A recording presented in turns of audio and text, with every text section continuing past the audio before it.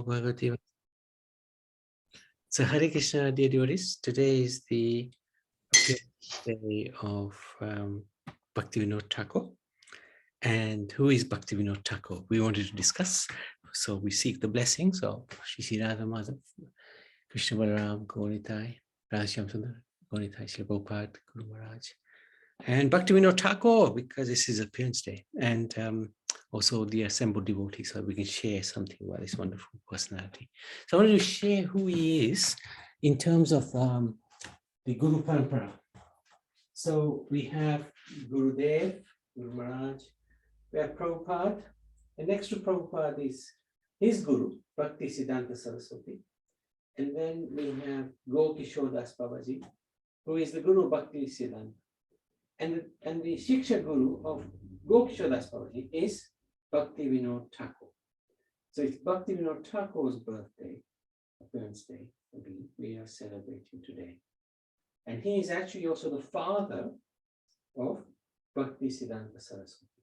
So it's quite an interesting lineup here. So this is the Guru Parampara. And then his Guru, Bhaktivinod Thakur's Guru, Shiksha Guru, was Jagannath Das Babaji. And in that way, the Guru Parampara continues. So I wanted to just give the version of Radha Madhav. And we have Krishna Balaram.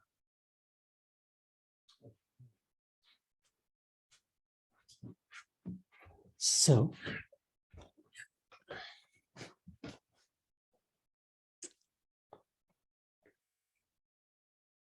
this is a wonderful verse describing Bhaktivinod Thakur.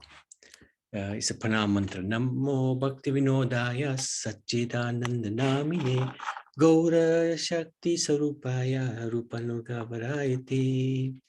I offer my respectful obeisances unto Satchidananda Bhaktivinod Thakur, who is the transcendental energy of Chaitanya Mahaprabhu.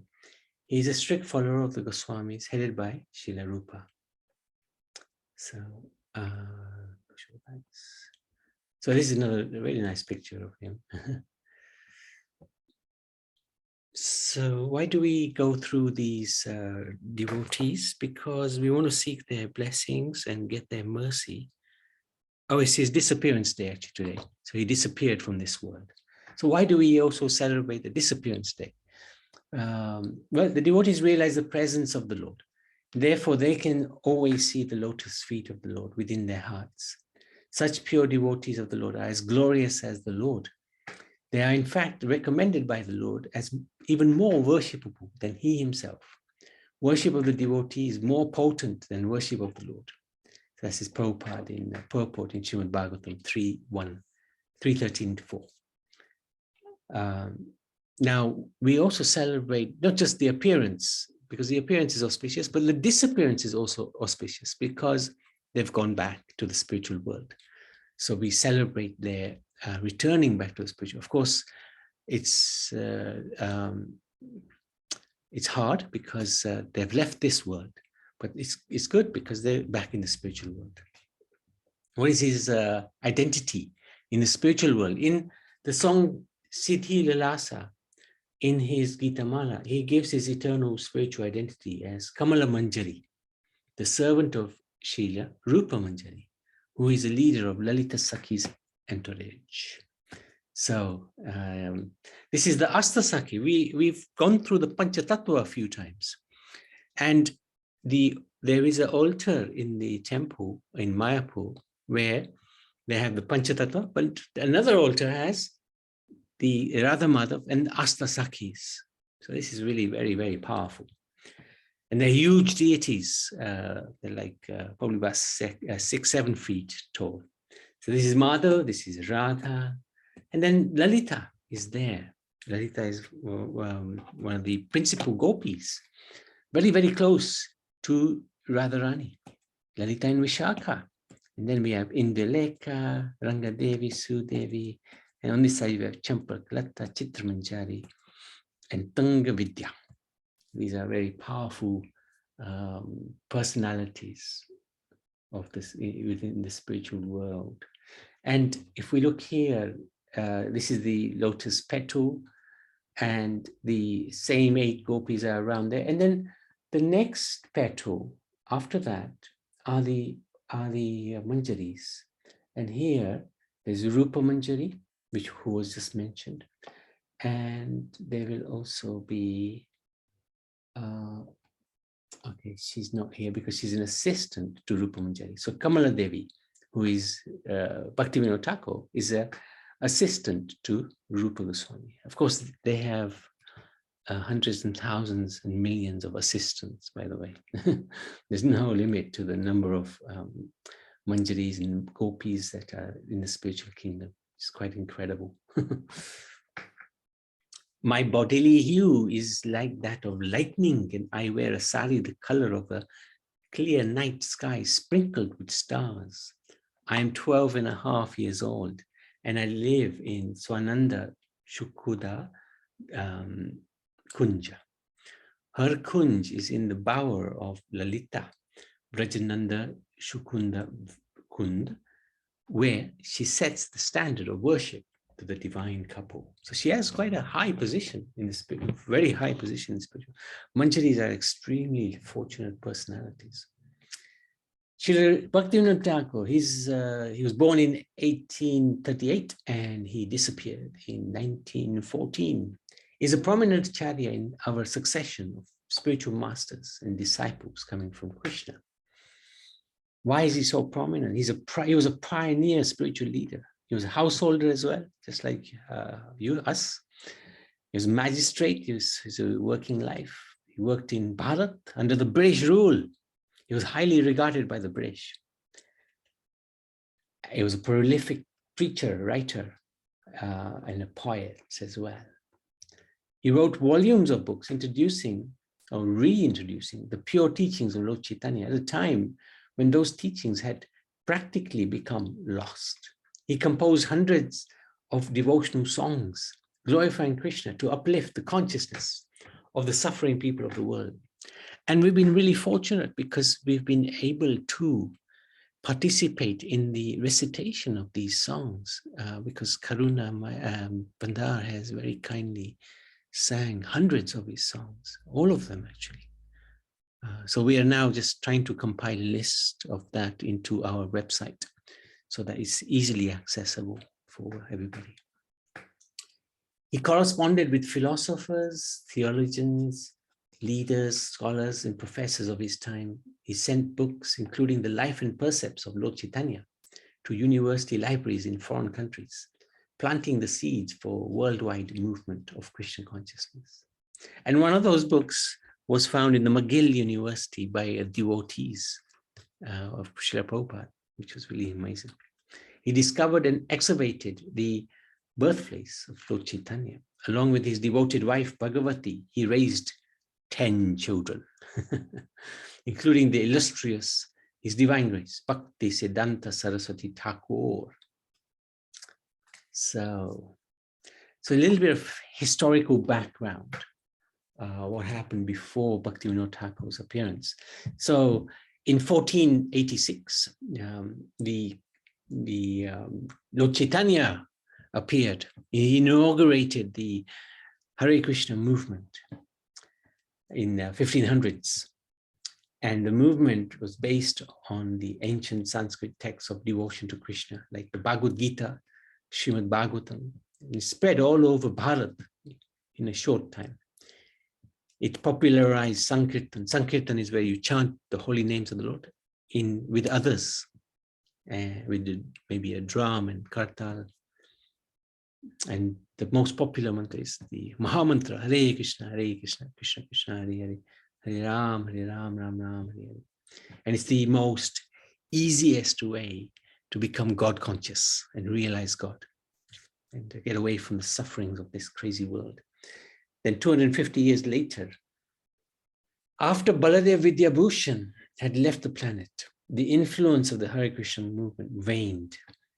So it reduced because there was no one, practically speaking, who was preaching the real thing. Sects of pseudo devotees such as Sahijyas and similar groups became prominent. So these are pretenders. They wanted to use Krishna Lila and enjoy with women rather than actually follow the principles of Sanatana Dharma. Professing love of God, but acting immoral ways, these groups, and there was 13 of them, brought disrepute upon the pure movement begun by Chaitanya Mahaprabhu, and the Bhakti movement practically disappeared. So when Bhaktivinod Thakur came, the Bhakti movement was practically underground. He was named Kedarnath Datta, the Thakur. He's, so we call him the Thakur from now on, by his parents.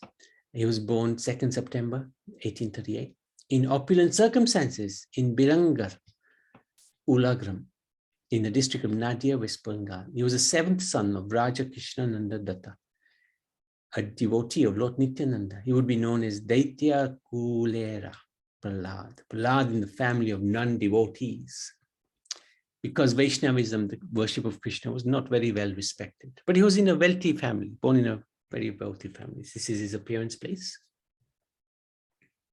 His childhood was spent at the mansion of his maternal grandfather. His environment at that time was very opulent. He got his elementary education at the primary school started by his own grandmother. Later, he attended an English school in Krishnanagar started by the king of Nadia. He left that school when his older brother died of cholera. So he had actually a lot of grief as well, although he was born into a wealthy family. When he was 11, his father passed away. Subsequently, the grant of land that had been conferred upon his grandmother changed owners, and the family fell into poverty. When he was just 12, his mother arranged his future marriage to the daughter of Madhusudan Mitra Mahasaya.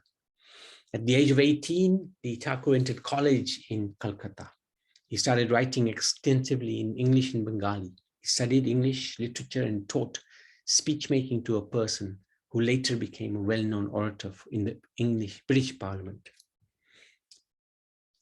2 years later, at the age of 20, he returned to his native village, which had been ruined and deserted by cholera epidemic. At that time, it was something that devastated Calcutta and Bengal. It had killed inhabitants, including most of his relatives. He returned to Calcutta with 2 surviving members of his family, his mother and the paternal grandmother. So he wasn't never interested in business, the unnecessary dishonesty that is inherent in the trade world had morally weakened the merchant class. He decided to become a school teacher. He went to Jagannath Puri, he passed the teacher's examination. He got a teacher's post in Kathak school. Later, he became headmaster in a school in Bhadraka and then in Medinipura. His hard work was noted by the school board. His first son, Ananda Prasad Achyutananda, was born in 1860, so he was 22, 24. Unfortunately, the Thakur's wife died during childbirth. Later, he married Bhagavati Devi, and she's regarded to be a very elevated personality. During his post as headmaster of the Medinipura High School, the Thakur looked into various religious sects, their philosophies and practices. He could see that people in general were taking religion cheaply. He came to understand the unique importance of Sankirtan movement, spreading love of God through chanting of his names that had been established in Bengal by Lord Chaitanya Mahaprabhu. Unfortunately, at that time, the movement was not well represented. The Thakur made an onslaught against those who were polluting Lord Chaitanya's teachings, who had mostly done so, and who had mostly because of their boldness. He actually he was really well read. I think he studied many different scriptures, religions as well. Different authors as well. He was well read, very well read. The Thakur accepted the position of deputy magistrate in the government of Bengal. So this is under British rule. The Thakur took the position of deputy registrar with the power of a deputy collector and deputy magistrate in the district of Chapara. He became fluent in Persian and Urdu. He became, in 68, he became the deputy magistrate in the Najapur, West Bengal, the highest rank in the government that could be held by an Indian person during the British rule. At that time, after a long search, he was able to procure rare copies of the sacred text, Srimad Bhagavatam. That was after a long search that he really struggled to find a genuine copy of the Bhagavatam. And we are so fortunate. We have it at our fingertips, not just in the book form. We can download it. We can read it on the computer, on the internet. So we've got this incredible privilege of having access to the Bhagavatam any time, any moment. Very, very lucky. But you can imagine in those days, practically impossible to find a copy of a genuine Bhagavatam. But he managed to procure a copy. Prabhuji? Yes, Haniman. Yes. Who had written this Srimad Bhagavatam? This one, I'm not too sure, but as far as I understand, he looked around and he saw many versions of the Bhagavatam. Okay. And eventually he came across the genuine one. Who'd actually, you mean translated it? Yes, translated it, yes. Yeah. I'm not sure. I think it was probably in the original Sanskrit. I think it was in the original Sanskrit. Yeah, I mean, who wrote that original Sanskrit? Yeah. I mean, originally it was Vedvya, so yes, yeah. But that was, people could, by the hearing only, isn't it? No, he wrote down, sorry. That's right. Hearing had gone. Yeah, he wrote down. He wrote it down. And then over the years, over the generations, it would have been written again. Yeah, because obviously, you know, over time you lose the thing that's written on. So it must have been copied. So, but yeah, not sure exactly who would have copied it for him, but I'm sure that is somewhere recorded somewhere. So we'll try to, when we come across it, we'll share that. And you also found Chaitanya Charitamrita. Exactly.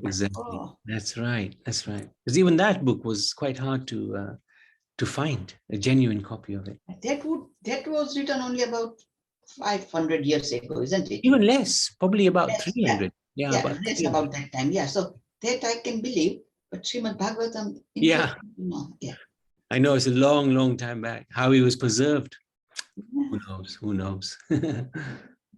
So. I just want to say, I just looked in Google and it's in here. It says Rishi Vyasdeva. He wrote this Srimad Bhagavatam. And then there is another name. It says Srila Vyasdeva. There's two names there. But as you said, it was another Rishi Vedvyas. Did you say that one? Vedvyas, yes. Vedvyas, yeah. He actually wrote Bhagavatam, yeah. Yeah, but Ganpati who wrote it. Vedvyas dictated it, yeah. Dictated, yeah. But then when it was in Sanskrit, it was difficult. Then afterward, I think people did it in Gujarati and Hindi.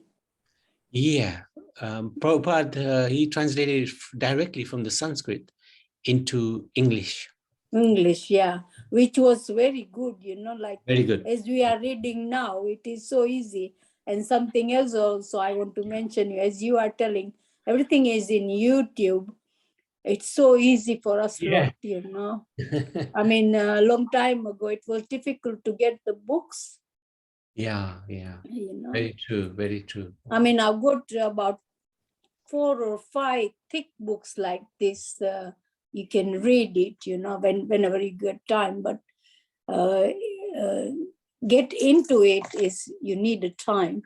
Yeah, very true. All the old Purans. I mean, couple of them I bought it, and 3 are gifted. Yeah. No, that's Thank you. Very true. Thank you. And it's very good that you have interest in this. Very oh, yes. Very good. Yeah, that's the main thing. I mean, I'm loving it as you are talking about it. I just want to hear. No, that's Bhaktivinod Thakur. Very nice. Very good. So he found the Chaitanya Charitamrita, which is the biography of Chaitanya Mahaprabhu. He published a song about Chaitanya entitled Sachidananda Prema Lankara. I can't remember if we sang that, Karuna. 1869, he was transferred to Champarana, during which time his second son, Radhika Prasad, was born. In Champarana, people used to worship a ghost in a banyan tree. The ghost had the power to influence the mind of the local judge to decide in favor of the worshipper. So the Thakur advised the local scholar to read the Bhagavatam under the tree continuously, day and night. After 1 month, the tree crashed to the ground and many people found renewed faith in the message of the Bhagavatam. So these ghosts can do this. They're very powerful. But the message of the Bhagavatam is so powerful, it can overpower the ghost.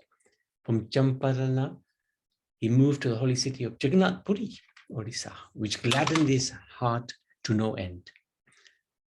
In the town of Kamalanara, Orissa, there lived a mystic named Bisaki Sena, who could produce fire from his head. He had 2 companions going by the name of Brahma and Shiva. He claimed to be Mahavishnu. Together they were the divine trinity, the creator, maintainer, destroyer of the universe. The district governor of Bengal drew up arrest orders due to Bisaki Sena exploitation of women. So actually all of this is done to exploit the material nature, and men exploit the women. However, nobody dared to act upon these orders, fearing Bisaksena's mystic powers. He had some powers, but they were just simple material powers. The Thakur was requested to bring this fellow to justice. He went personally to see Bisakseena, who showed some power that would normally scare off ordinary man, and informed the Thakur that he knew well who he was. But since he, Bisakseena, was the Lord, the Thakur better not interfere with him. So he was threatening him. That was enough for the Thakur, who replied by acknowledging Bisaksena's accomplishments in yoga and tantra, and requested him to come to Puri, where he would receive the blessings of Jagannath, the famous deity of Krishna there. Bisakseena replied, "Why should I come to see Jagannath? He's only a hunk of wood. I am the supreme in person." The Thakur became furious. He arrested the rogue and brought him to Puri and threw him into jail. The Thakur tried Bisakseena in Puri. The trial lasted 18 days, during which thousands of people whom he controlled over gathered outside the courtroom, demanding his release. On the 6th day of the trial, the daughter of Thakur, Bhaktivinod, Kadambini, became seriously ill and nearly died. The Thakur knew it was the power of the tantric yogi at work. He remarked, "Yes, let us all die, but this rascal must be punished." On the last day of the trial, the Thakur himself became ill from high fever and suffered exactly as his daughter had. But the determined Thakur pronounced the man guilty and sentenced him to 18 months jail for political conspiracy. When Bisakseena was being readied for jail, the district medical officer cut off all his hair. Apparently, the yogi drew power from his long hair. He hadn't eaten or drunk during the whole trial, so he fell to the ground like a dead man, had to be taken to jail by a stretcher.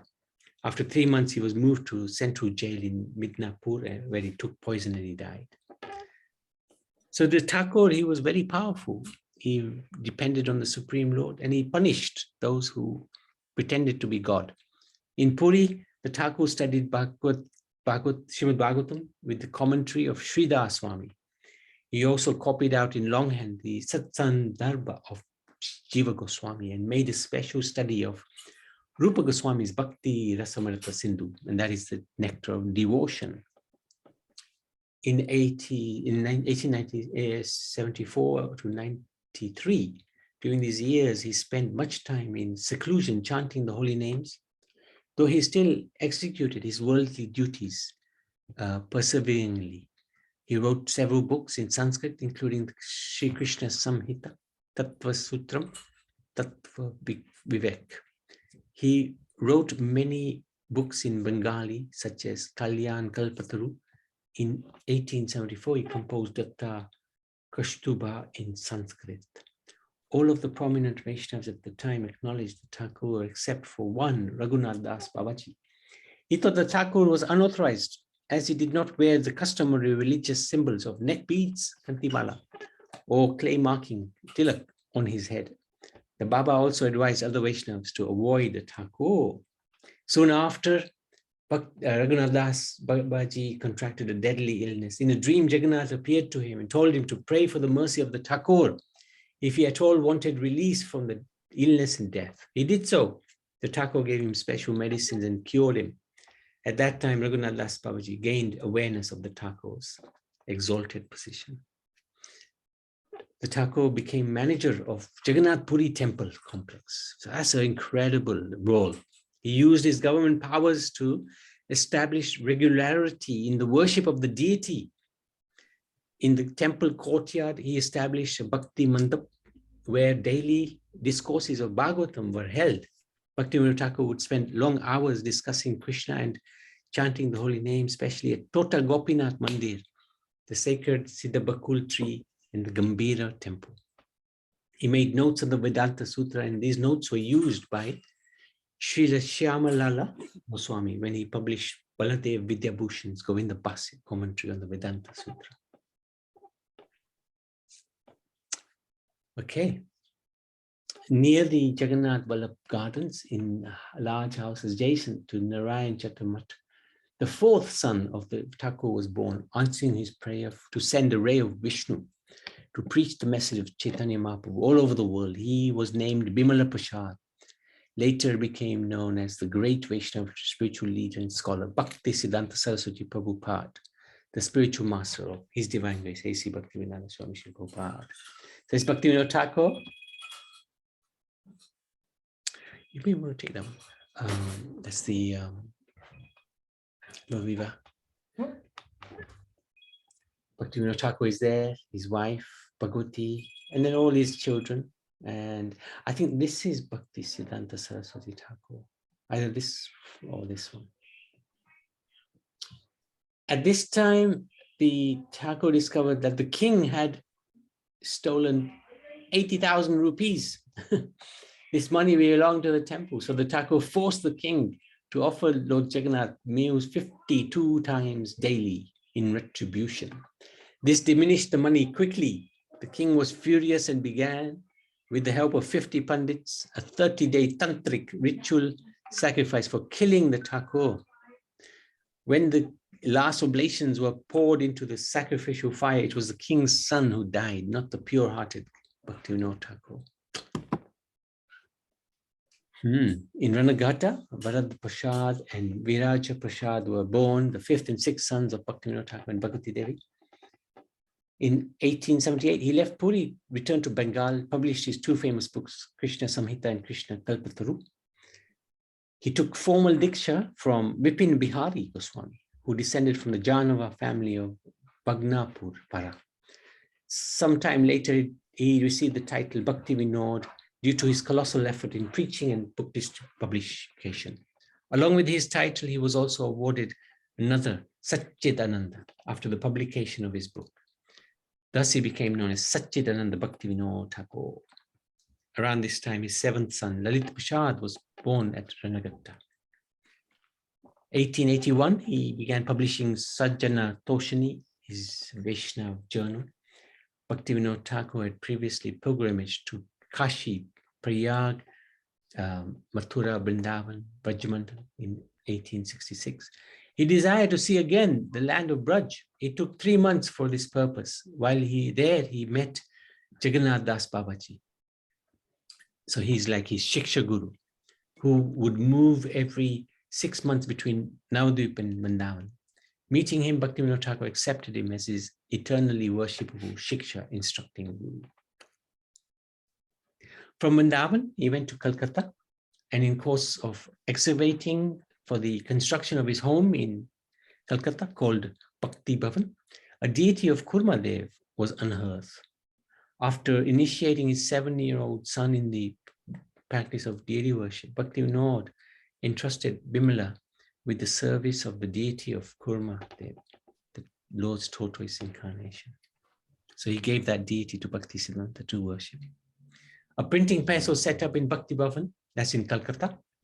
He published many celebrated books. So these are his different books. I won't go through the names. There's loads of books. Chaitanya Charitamrita being prominent, Bhagavad Gita as well.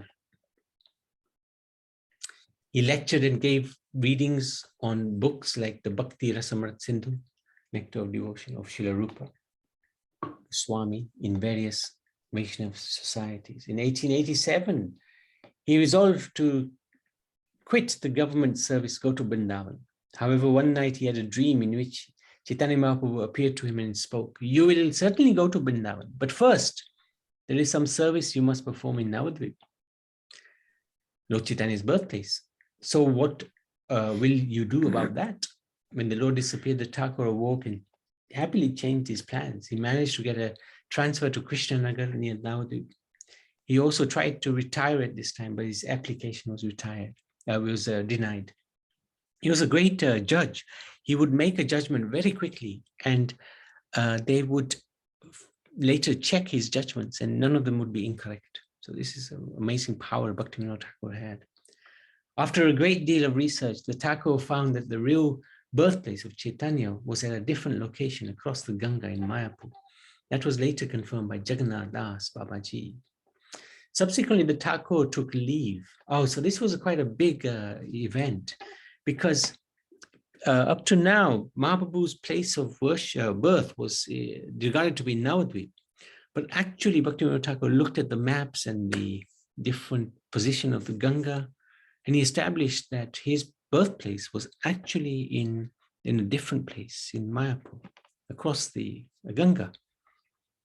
And that caused quite a hoo-ha, because everybody, especially in the Navadvip side, wanted the birthplace to stay where it was, because they were making good money out of it. And then Jagannath Das Babaji, who was a very old man at that time, he was 140, and he had to be carried in a basket. So his servant carried him there. And when he arrived at this location, which Bhaktivinoda Thakur said is the birthplace, he jumped down from his the basket, and he was leaping, he was dancing.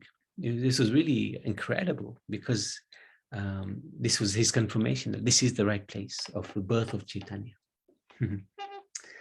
Subsequently, the Thakur took leave from office for 2 years, acquired a plot of land at Sri Godumdvip. He built a retirement house there for his bhajan, his worship, and called it Surabhi Kunj. So that still is there, and we can go there and have darshan of Bhaktivinoda Thakur's bed and his shoes and his books. So, and that the deities that are worshipped there. So Naniman will hopefully be able to go there. Excellent, Babaji. 1890, he established Namahatha there, the marketplace of the holy name. Sometimes Jagannath Das Babaji would visit and have kirtan, chanting devotional songs, glorifying Krishna. Several hundred years earlier, Lord Nityananda, the eternal brother of Chaitanya, had established his Namahat in the same place.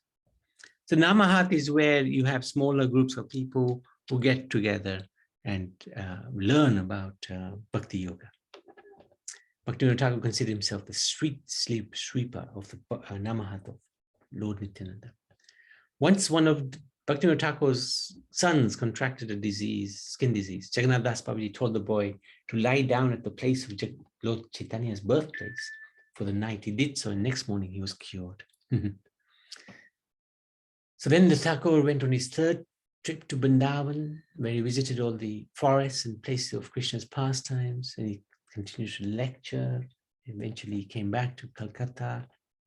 In 1894, he gave a lecture on his investigation into the whereabouts of the birth site of Chaitanya. And his audience included highly learned men from all over Bengal, who became very enthusiastic at the news. An organization was formed, Sri Navadvip Dham Pracharini Sabha, for spreading the glories of Navadvip Mayapur. All of the learned pundits, having deliberated on Bhaktivinoda Thakur's evidence, agreed that the Yogpith, that's Chaitanya Mahaprabhu's birthplace, was the true birthplace of Mahaprabhu. That year on Gaur Purnima, a big festival was held to witness the installation of Gora Vishnu Priya at the Yog Pit. Again, we will be visiting this place, which is very close to where we will be living.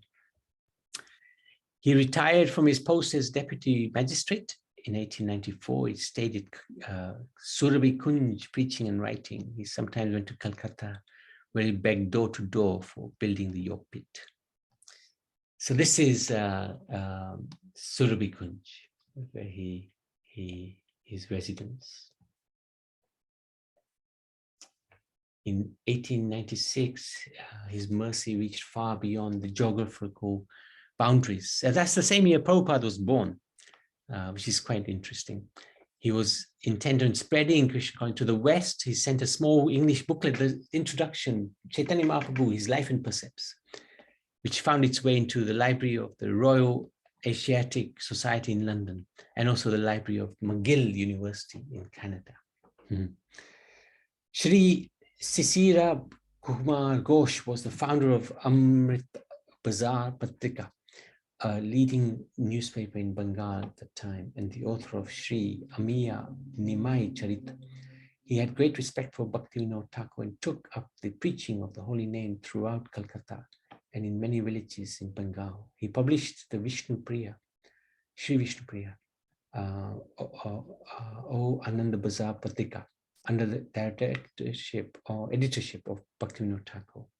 In one of his letters to Bhaktivinod Thakur, he wrote, "I have not seen the 6 Goswamis of Vrindavan, but I consider you to be the 7th Goswami." So sometimes Bhaktivinod Thakur is referred to as the 7th Goswami. He's also known as the commander-in-chief of the Vaishnavas. Bhaktivinod Thakur's son, Bimal Prasad, later Bhakti Siddhanta Saraswati, had been residing in Puri as a celibate monk, Brahmachari, and he was engaged in the worship of Gandharvika Giridhari Mat, one of the 7 temples near the tomb of the saint Haridas Thakur near the ocean. So Bhaktivinod Thakur, desiring to help his son, had the monastery cleaned and repaired when he came back to Puri, and he constructed his own place of worship on the beach, calling it Bhakti Kuti. At Bhakti Kuti, the Thakur began solitary bhajan, worship and devotional service, meditation. He had many visitors. Some simply wanted to disturb him, others were sincere and benefited greatly from his spiritual inspiration. In 1908, he took the external dress of a Babaji. So, Naniben, you were asking about sannyas. So, Bhaktivinod Thakur never took sannyas. He's always wearing white. So he gave up any connection with the material world, and he took this dress of Babaji. So the remainder of his life, he was just focused on Bhakti Yoga, chanting the holy names and preaching. When Bhakti Siddhanta Saraswati took over the movement, he introduced the sannyas, because what happened up to that time, sannyas was pretty much very few sannyasis, because Vyas also said in Kali Yuga you can't be a sannyas. You can't be, sannyas is not really an option.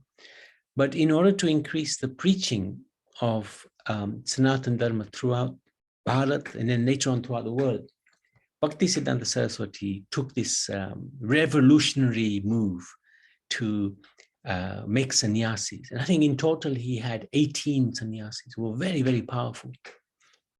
And he gave them, like the sannyas cloth, which was orange, top piece, and dhoti, and the sannyas danda. And the danda contains 3 sticks, indicating the surrender of mind, body, and soul to the Supreme Lord.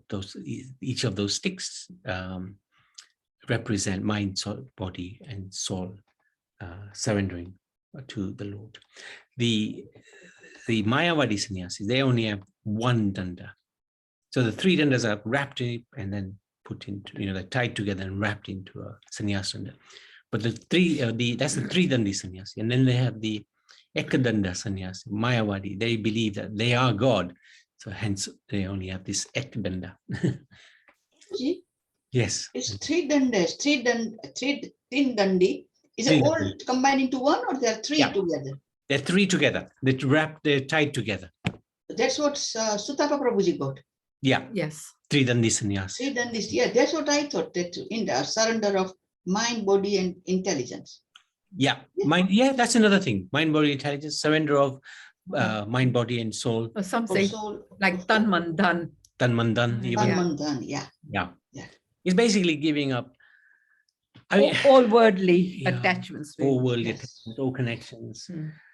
But if you see the mood of Bhaktivinoda Thakur, see now it's a little bit, I don't know, this might be a bit controversial what I'm going to say, but it's a tradition actually which should be kept very secret.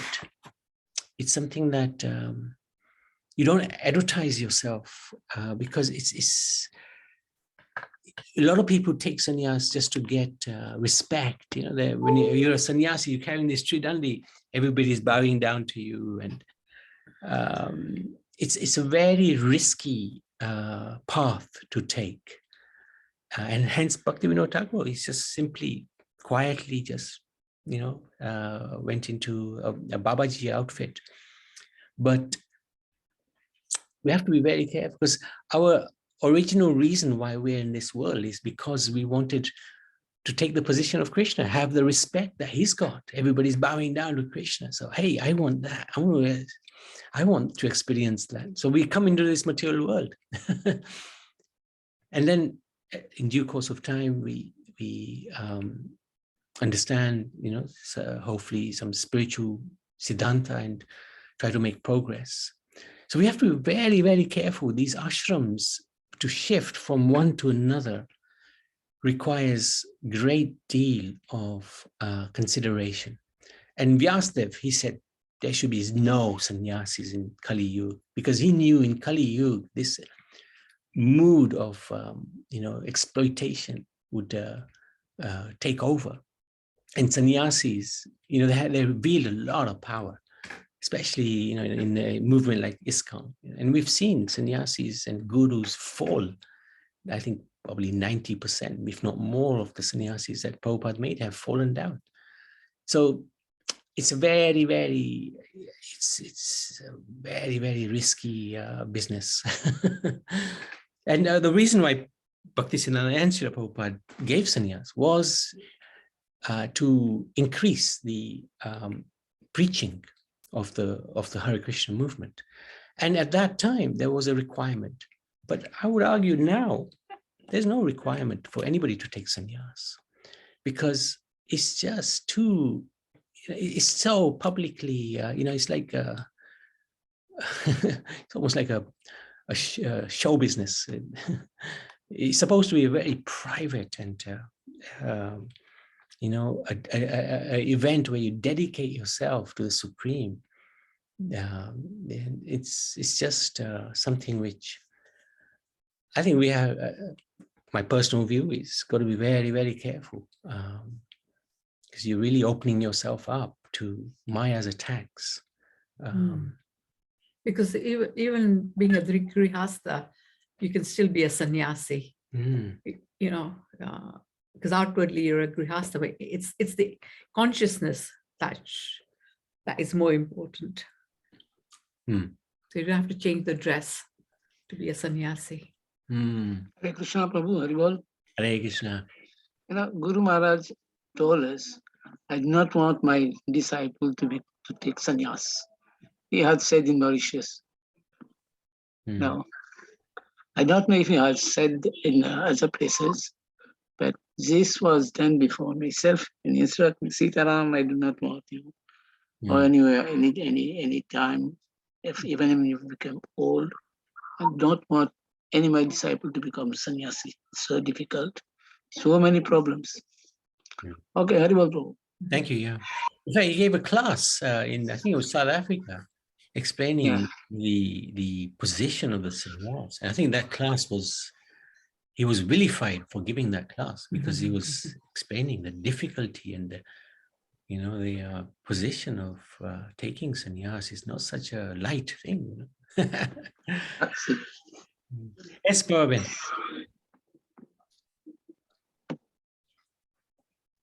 Prabhuji, Yeah. Hare Krishna.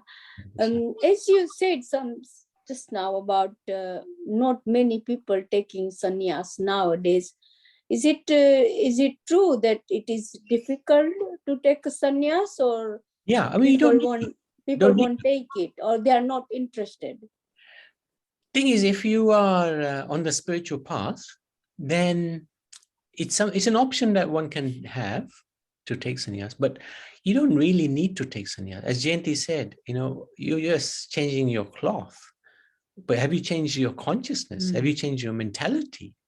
Or is that still the same? If one can be a sannyasi and still be very attached to, prestige. As a sannyasi, you get the best prasad. You get everybody bowing down to you. Everybody's very, so many material benefits come. But hey, what will that do? That will just increase the ego. That will just... Yeah, but it is true, when you get ego, is no good. But with me, I will only tell that you can, because we are all in our families, so we can still do the bhakti, and we still have to not entertain, but we have to still be with the family duties. Yeah, people take sannyas because they want to basically reduce the family duties and increase the bhakti, and especially prachar.